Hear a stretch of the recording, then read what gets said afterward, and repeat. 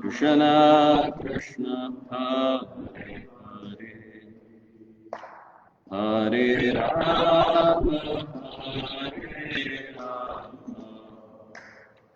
Rama Rama Hare Hare, Hare Krishna Hare Krishna, Krishna Krishna Hare Hare, Hare Rama Hare Rama, Rama Rama Hare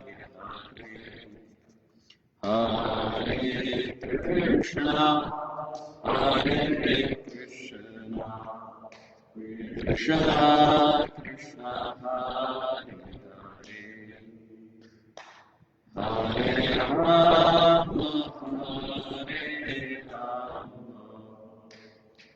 Rama Rama.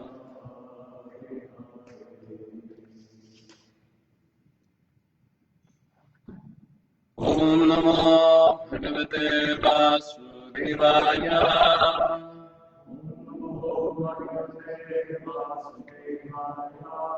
Om Namo Bhagavate Vasudevaya.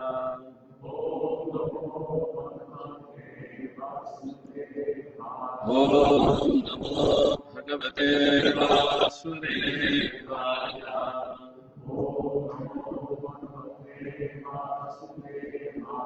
Narayanam namaskrityam naram chaiva narottamam devim saraswatim vyasam tato jayamudiyate.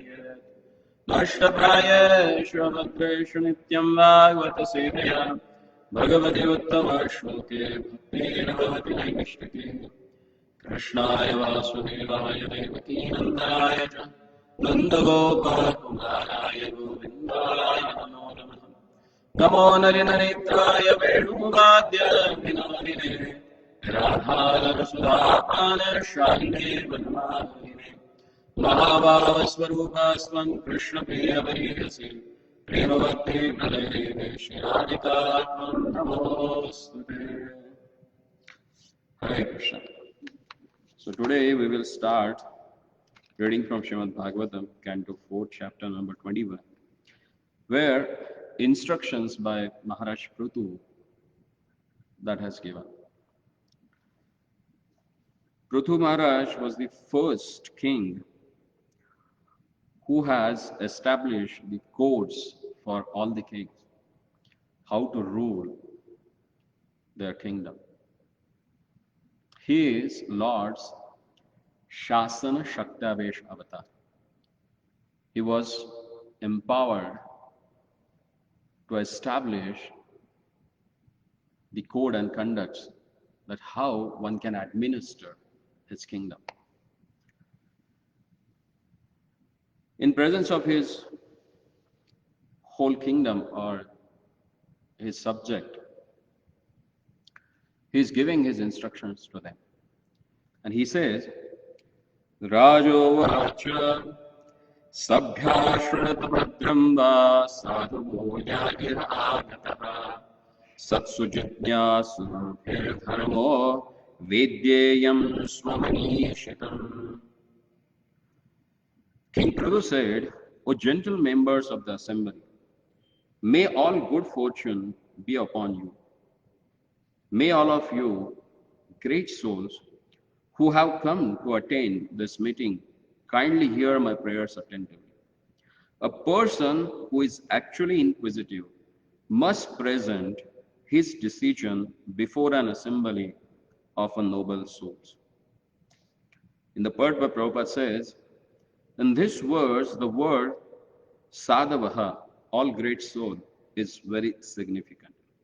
When a person is very great and famous, many unscrupulous persons becomes his enemies.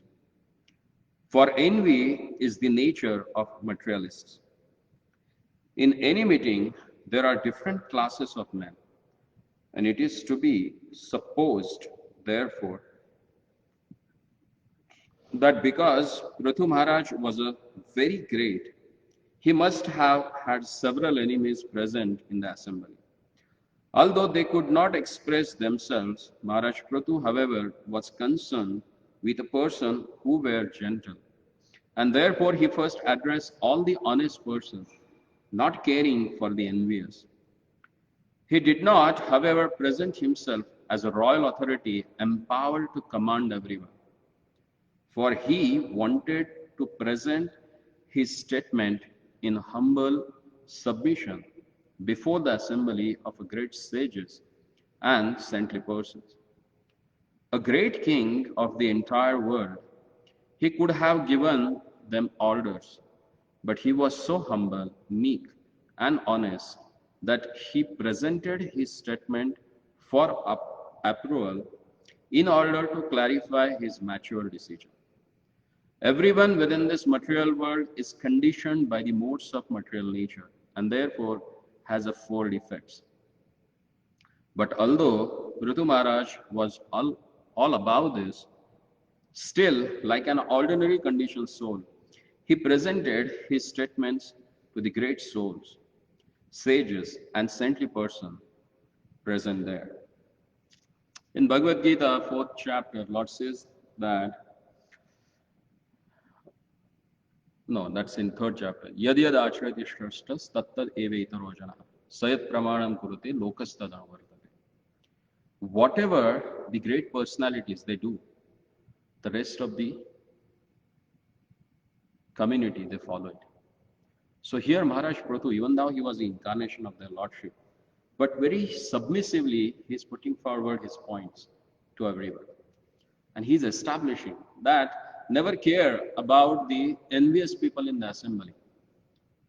Because being in this material world, having this material body, and with our material conditioning, for few things we become envious of someone,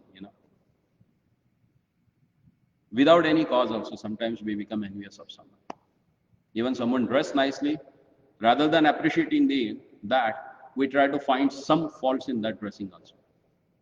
Because that's the nature of this material. So when you have a desire to transcend this material world, then what are the qualities that you should develop? And being a leader, how he should be, that is exemplified by the Lord himself. Because whatever he does, the rest people they will follow. That's why when he came as a king, he showed king naturally he has all the ability to command, but still he's putting forward his decision as a submission. He's submitting. He's not commanding or he's not ordering them, but he's submitting his own decision in front of the assembly. So that itself shows what makes you great is not the post or position, but your humility. Swadeshe pujyate raja, vidwan sarvatra pujyate. That's what Subhashit Mala says, or Niti Shastra says. King is praised or honored or worshipped in his own kingdom. But Vidwan is the person who has a knowledge, is praised, honored, and worshipped everywhere. But who is Vidwan? Vidya Vinayena Shobhate. If you are knowledgeable, that means you should be humble. If you have a humility, then you are considered as a knowledgeable person. So the one who has a humility is honored and revered and worshipped by everyone. And that's what we can see. Being the first emperor of the whole world, he is submitting his decision. He is not ordering or commanding, but he is submitting his proposal in front of his assembly. Further he says, Aham dandadharo raja prajanam iha yojitaha rakshita vrittidaha sveshu setushu sthapita pruthak. King Pruthu continued, by the grace of the Supreme Lord, I have been appointed the king of this planet, and I carry the scepter of rule the citizens, protect them from all danger, and give them employment according to their respective position in the social order established by the Vedic injunctions. So here, Pruthu Maharaj is explaining about the duties of a king, how he should be and what he's supposed to do. He says that even though I'm Dandadharu, Dandadharu means he is the one who is capable of punishing anyone and everyone in his kingdom. That's why he's called as a Dandadhara. Danda means stick. And there is another meaning of Danda means to punish. He is the one who can create the code of conduct, and someone is not able to follow it, then he is the one who can punish them for that. And not only that, but he is also responsible to create an employment for each and everyone according to their capabilities. That's what king means. That's what ruler means. That's what leader means. He says that according to their respective position in the social order established by the Vedic injunctions. The Vedic order which is established by the Vedic injunctions, not by birth, which is going on right now. Everywhere they are considering the racism, But here he clearly says, according to the Vedic injunction. And according to Vedic injunction, as Lord has explained in Bhagavad Gita, 4th chapter, he says that Chaturvarnyam maya srishti gunakarma vibhagashaha. Whatever he has created, it has divided into 4 varnas and 4 ashramas. 4 varnas are Brahmana, Kshatriya, Vaishya, and Shudra. And ashramas are Brahmachari, Grihastha, Vanaprastha, and Sannyasi. So according to their position, so one who has the qualities, guna and karma, if he has someone has the qualities of Brahmana, he should be given responsibilities of that particular field. Not like a today's education system. Everyone is on the same category, The rat is also running there, cat is also running there, donkey is also there, horse is there, all there in the same race. And everybody wants to be first. Is it possible? No. Everyone has a different guna, different karma. According to that, they should be well with the employment as well as field of activity. And that is the responsibility of a king. And then further he says, Tasya me tada anushtadya ahur brahmavadinaha lokaha syu kamasandoha yasya tushyati drishdruk. Maharaj Pruthu said, I think that upon the execution of my duties as a king, I shall be able to achieve the desirable objectives described by expert in the Vedic knowledge. This destination is certainly achieved by the pleasure of the Supreme Personality of a Godhead, who is the seer of all destiny. See, the most important word that he has used here, he says that Tad Anusthana Adyan Ahur Brahmavadinaha. Anusthana means the responsibility or task that he has taken in his hand. So, the being a king, his task is to provide employment according to the position and social order of the people. But according to whom? Aduna Brahmavadina. The way the Brahmavadis has explained. So who are these Brahmavadis? Those are the devotees. The codes of conducts which are given by the Brahmavadis, the devotees, he said that should be established. Why? Because that's what pleases the Supreme Personality of a Godhead. So ultimately, what he wants to say, if king is ruling according to the codes and conducts given by the devotees, which will satisfy the Lord, is the real objective of life. Tasya me tadanushhanam adyan ahur brahmavadinaha lokaha syu kamasandoha tasya yasya tushyati drishtaduk. Here he called Lord as Drishtadruk, he is the one who sees everyone's destiny. And that's why Lord is known as a Gatihi, Bharta Prabhu Sakshi. He is the one who witnesses everyone's activities and he is the one who decides everyone's destiny according to activities that they have performed. So king is meant to lead the whole kingdom for the service of their lordship.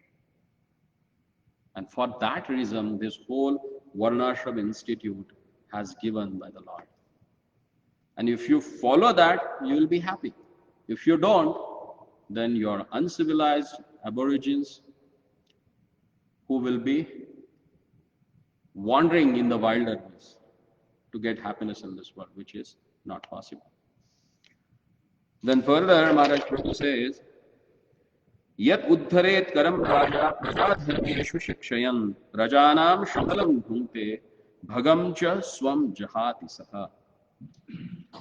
Any king who does not teach his citizen about their respective duties in terms of varna and ashrama, but who simply exacts tolls and taxes from them is liable to suffer from the impious activities which have been performed by the citizen. In addition to such degradation, the king also loses his own fortune. Whoever like to be a leader, they have to take this karma. That's what he is saying. If you are a responsible person, and whomever you are responsible to, if you are not able to direct them toward the service of the Lord, then whatever bad karma they are going to do, you are going to get results of that. If someone becomes leader, as per the Manusmriti, he gets 1/8 of their papa karmas. That's why you can see most of the presidents, kings, prime ministers of the countries, they die very pitifully death, They get the worst death. And most of the leaders also, they die very chaotic death. It's because if they don't follow their responsibility, as it is said here, Bhagamcha swam jahati saha, they get that all bad karma of all the citizens. Even if you want to be a grahastha, so you are responsible for your family. As in the 9th canto it is said, Mata na sasyat, pita na sasyat, devo na sasyat, rajo na sasyat, guru na sasyat, na mochayet samupetam mrityam. Mother is not mother if she is not able to deliver her kids from the cycle of birth and death. Father is not a father if he is not able to take his family back to God. Guru is not guru if he is not able to take his disciples back to God. King is not king if he is not responsible to make his subject follow the rules and regulations so that they can go back to God. So any position that comes with some responsibility, and you are responsible for that. And if you are not able to follow that, then big loss is yours. As he says that, even the king also loses his good fortune. That's why Vaishnava philosophy is that, be servant of the servant of the servant of the servant. Don't try to be boss on a boss. But material world always teaches you to be boss and boss. Once Prabhupada, he was traveling and somewhere in, I think, New York, and one Japanese publisher's representative came because they wanted to print Prabhupada books. So he came and he had a talk with Prabhupada. And lastly, while he was going, Prabhupada asked, what is your ambition? What do you want to be? Then he had like many visiting cards with him. So he took out one visiting card from his pocket and he kept it in front of Prabhupada. And he said, I want to be like this. And that was the card of the CEO of that company. He was a sales representative, but he wanted to be a CEO, boss. So everyone has a big ambition in this world, but they don't understand with that post comes the responsibility. And if you are not responsible for that, then you will lose your good fortune. And that's why it said that first deserve and then desire. If you are not, then you are putting your feet on axe. In the purport, Prabhupada says, a king, governor, or president should not take the opportunity to occupy his post without also discharging his duty. He must teach the people within the state how to observe the divisions of Varna and Ashram. If a king neglects to give such an instruction and is simply satisfied with levying taxes, then those who share in the collections, namely all the government servants and the heads of the state, are liable to share in the impious activities of a general masses. The laws of nature are very subtle. For example, if one eats in a place which is very sinful, he shares in the resultant reactions of the sinful activities performed there. It is a Vedic system, therefore, for householder to call Brahmanas and Vaishnavas to eat at a ceremonial performance in his house, because the Brahmanas and Vaishnavas can immunize him from sinful activities. But it is not the duty of a rigid Brahmanas and Vaishnavas to accept invitation everywhere. There is, of course, no objection to taking part in a feast in which prasad is distributed. There are many subtle laws which are practically unknown to people in general. But Krishna consciousness movement is very significantly distributing all this Vedic knowledge for the benefit of a people for the world. In the Bhagavad Gita, 3rd chapter, 9th, 10th, and 11th verses, where it is explained what is Papa and who is a thief. If someone does not offers whatever he cooks to the Lord, then he is considered as a thief. And whatever he eats without offering to the Lord, that will bring sin to him. And most of the people, they don't know actually. The general mass of people, they are not aware of those things. In like a previous generation, I think even here in the Western culture also, they used to sit on the table and first they used to pray, grabbing each other's hands. They used to pray and then they used to honor food. They never used to grab food. Nowadays they say, go and grab your plate. Who can grab it? Only animal can do that. Not a civilized human being. Huh? A civilized human being will honor rather than grabbing. Grabbing is thing meant for the animals because they grab their own share. We honor that. And as here explained that Brahmanas, mostly sannyasis and Brahmanas, they should accept dana, donation. Everyone is not liable to accept donation. Because whenever you accept donation, you are responsible to deliver that person from whatever karma he has done to get that money.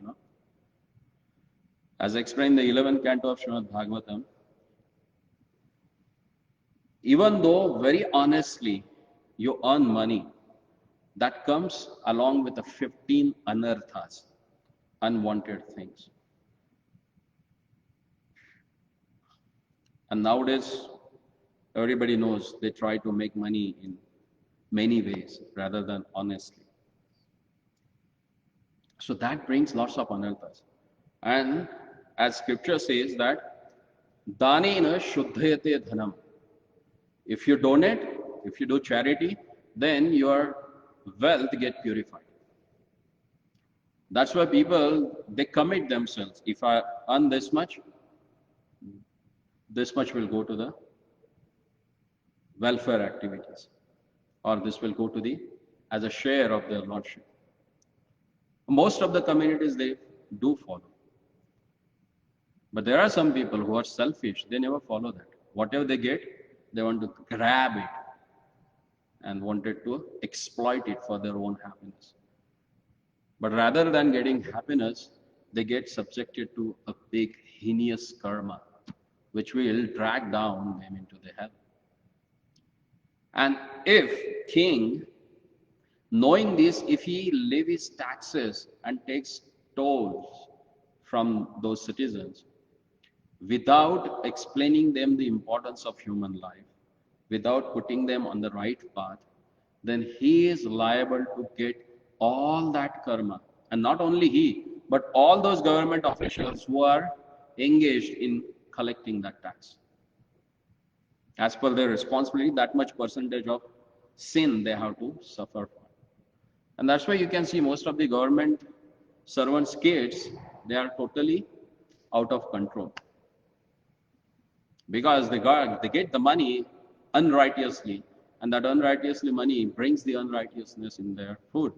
They eat that food, and that causes totally unrighteousness in their life. And life is totally devastated. Annat jayate bhutani. It said that everyone's consciousness get develops according to the food that they eat. If you eat food which comes along with the sins, you are going to be sinful. And that's why Prabhupada says here that we distribute, in Krishna conscious temple, we distribute prasadam. Prasadam is Lord's mercy. You are not getting a food here, a normal food, which is given in the restaurants or cooked at home. But it is meant for the pleasure of the Lord, which Lord accepts, and that is given to you as a mercy of the Lord. And that mercy cleanses your consciousness. Ahara shuddho sattva shuddhe dhya smriti. It is said that if your food is pure, your consciousness is going to get pure. If your consciousness is pure, your existence is going to get pure. And that pure existence will help you to attain the eternal abode of the Lord. And that's the real goal of life. So whoever responsible, whoever has a responsibility, they should know all these codes and conducts meant for the leaders. So we'll stop here and we'll continue next Saturday. Pruthu Maharj ki, Srila Prabhupada ki, Grantharaj Srimad Bhagavatam ki.